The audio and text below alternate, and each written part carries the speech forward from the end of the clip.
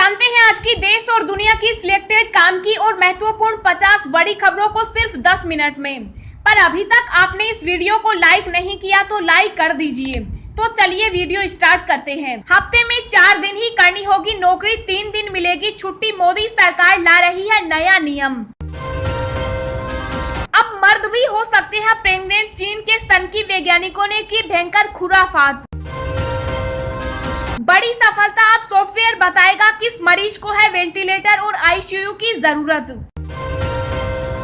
किसान आंदोलन बोले राकेश टिकैत कानून वापस न लेगी ये सरकार तो 2024 में दूसरी सरकार लेगी।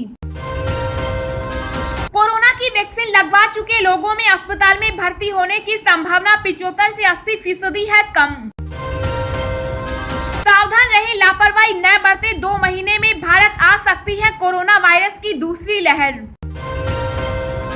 रेल यात्रियों के लिए बड़ी खुशखबरी, इसी महीने पटरी पर दौड़ेंगी 600 से ज्यादा ट्रेनें, रेलवे बोर्ड ने दी मंजूरी। 74 दिन बाद एक दिन में सबसे कम कोरोना के केस, 60,753 नए मामले, 1,647 लोगों की मौत।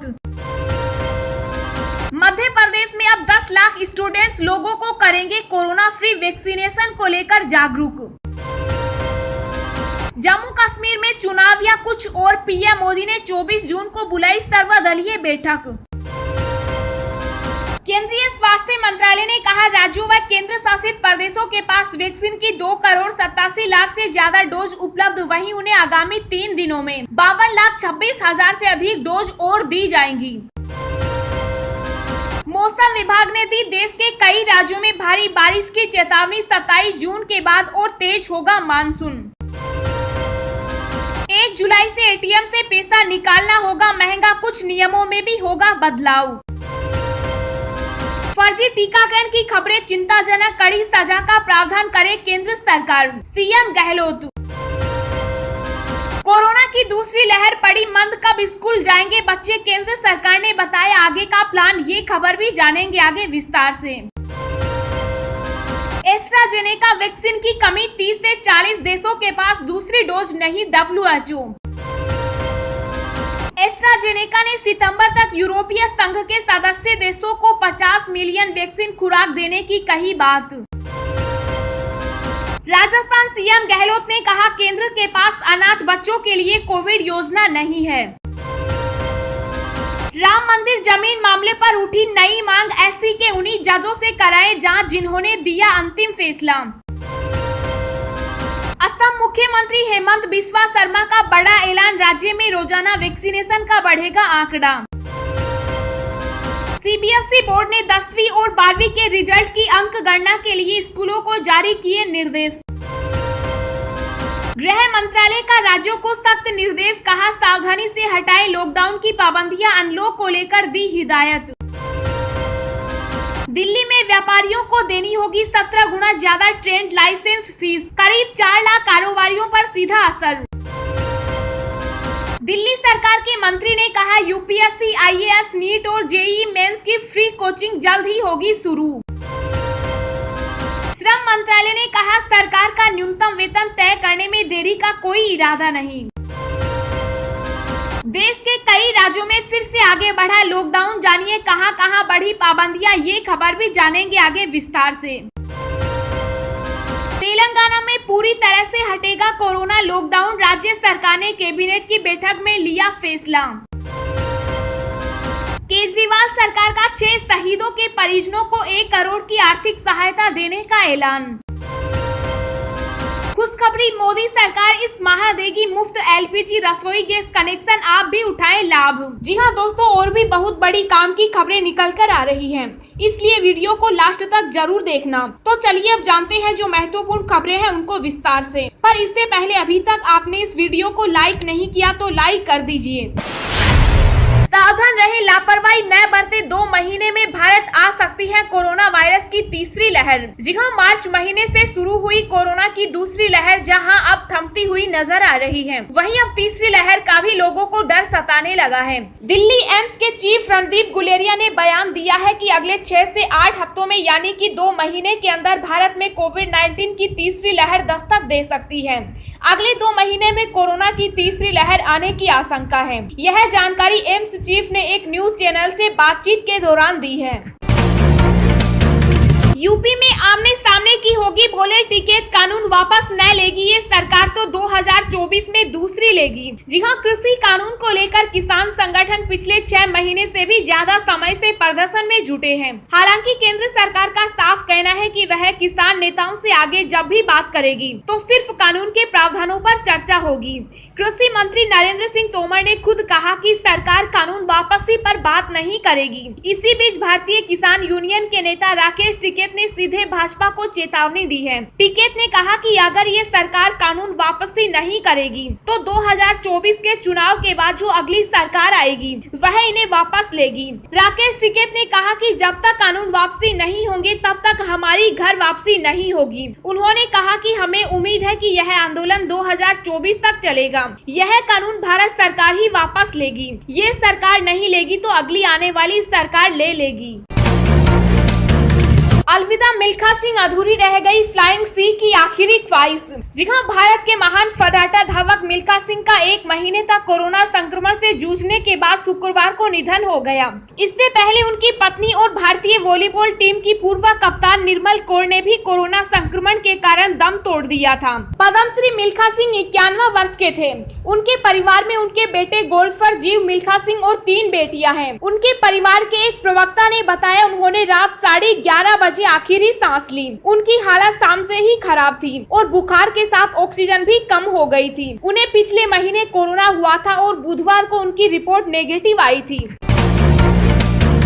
कोरोना की दूसरी लहर पड़ी मंद, कब स्कूल जाएंगे बच्चे, केंद्र सरकार ने बताया आगे का प्लान। जी हां, डॉक्टर वीके पॉल ने बताया कि नेशनल और राज्य स्तरीय बोर्ड परीक्षाएं कोविड-19 महामारी की वजह से रद्द कर दी गई। केंद्र सरकार ने कहा है कि कोरोना के बाद से ही बंद स्कूलों को फिर से खोलने पर तभी विचार किया जाएगा जब ज्यादा से ज्यादा शिक्षकों को वैक्सीन लग जाएगी। इसके अलावा कोविड से बच्चों पर पड़ने वाले प्रभाव की ओर से अधिक जानकारी सामने आने के बाद ही स्कूल खोलने पर विचार किया जाएगा। लाखों सरकारी कर्मचारियों और पेंशनर्स के लिए हुए 2 बड़े फैसले, मिलेगा सीधा फायदा, जानिए सब कुछ। जी हां, केंद्रीय कर्मचारियों और पेंशनर्स के लिए बड़ी खबर है। सरकार की ओर से जारी नोटिफिकेशन के मुताबिक केंद्र सरकार ने ट्रेवल अलाउंस क्लेम सबमिशन की समय सीमा 60 दिन से बढ़ाकर 180 दिन कर दिया है। शिक्षा मंत्रालय की तरफ से जारी सर्कुलर में एनवीएस प्रधानाध्यापकों के मेडिकल क्लेम की सीमा को 5,000 से बढ़ाकर 25,000 रूपए कर दिया गया है। ये भत्ता उस वक्त मिलेगा जब कर्मचारी किसी भी सरकारी अस्पताल या केंद्र सरकार की तरफ से नामित किसी अस्पताल में इलाज कराएंगे। इसका फायदा उनके पूरे परिवार को भी मिलेगा। देश के कई राज्यों में फिर आगे बढ़ा लॉकडाउन, जानिए कहां-कहां बढ़ी पाबंदियां।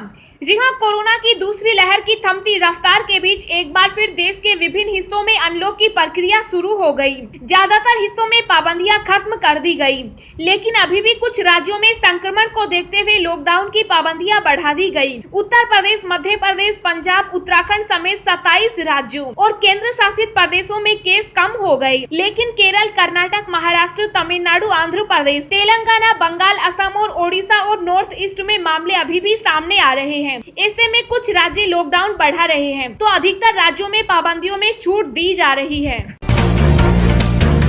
रेल यात्रियों के लिए बड़ी खुशखबरी, इसी महीने पटरी पर दौड़ेंगी 600 से ज्यादा ट्रेनें, रेलवे बोर्ड ने दी मंजूरी, देखे लिस्ट। जी हां, रेल यात्रियों के लिए बड़ी खुशखबरी है। भारतीय रेलवे ने 660 ट्रेनें और चलाने का फैसला किया है। शुक्रवार तक प्रतिदिन लगभग 983 मेल और एक्सप्रेस ट्रेनों का संचालन किया जा रहा है, जो कि प्री कोविड स्तर का लगभग 56% है। रेलवे ने कहा कि मांग और वाणिज्यिक औचित्य के अनुसार ट्रेनों की संख्या धीरे धीरे बढ़ाई जा रही है। बता दें कि कोरोना महामारी से हल्की राहत मिली है और इस सुधरते हालात का असर अब साफ दिखने लगा है। कारोबार वापस शुरू हो रहे हैं तो घरों को लौटे मजदूर और कामगार भी लौटने लगे हैं। इसके चलते यात्री ट्रेनों की मांग बढ़ी है। इसे देखते हुए यह फैसला लिया गया है। फर्जी टीकाकरण की खबरें चिंताजनक, कड़ी सजा का प्रावधान करे केंद्र सरकार, सीएम गहलोत। जी हां, मुख्यमंत्री अशोक गहलोत ने मुंबई में फर्जी कोरोना बचाव टीकाकरण की खबरों को चिंताजनक बताते हुए शनिवार को कहा कि केंद्र सरकार को ऐसे अपराधियों के लिए आजीवन कारावास का प्रावधान करना चाहिए। गहलोत ने ट्वीट किया कि मुंबई में फर्जी टीकाकरण अभियान चलाने की खबरें चिंताजनक हैं। पहले कई जगहों से नकली रेमडेसिविर लगाने की खबरें भी सामने आई थी। ऐसे गिरोह लोगों को जान से खिलवाड़ कर रहे हैं। केंद्र सरकार अविलंब अध्यादेश लाकर ऐसे अपराधियों को आजीवन कारावास का प्रावधान करे। उन्होंने कहा कि केंद्र सरकार यह सुनिश्चित करे कि कोई निजी अस्पताल भी वैक्सीन खरीदे तो सरकार के जरिए खरीदे, जिससे विश्वसनीयता बनी रहे। मध्य प्रदेश में अब 10 लाख स्टूडेंट्स लोगों को करेंगे कोरोना फ्री, जाने क्या है सीएम शिवराज का प्लान। जी हां, मध्य प्रदेश में कोरोना मुक्ति अभियान को लेकर सरकार अब युवा शक्ति की मदद ले रही है। प्रदेश के 10 लाख से ज्यादा स्टूडेंट कोरोना मुक्ति अभियान में महत्वपूर्ण भूमिका निभाएंगे। युवा महामारी के बाद बदलते माहौल में लोगों को कोविड अनुरूप व्यवहार, दिनचर्या और वैक्सीनेशन को लेकर जागरूक करेंगे। जानकारी के मुताबिक युवा शक्ति कोरोना मुक्त अभियान में युवा मैंने वैक्सीन लगवाया है, आप भी वैक्सीन लगवाएं तथा स्वयं एवं परिवार को कोरोना से सुरक्षित करें। इस नारे के साथ जनता को जागरूक करेंगे। सरकार ने इसकी तैयारी कर ली है।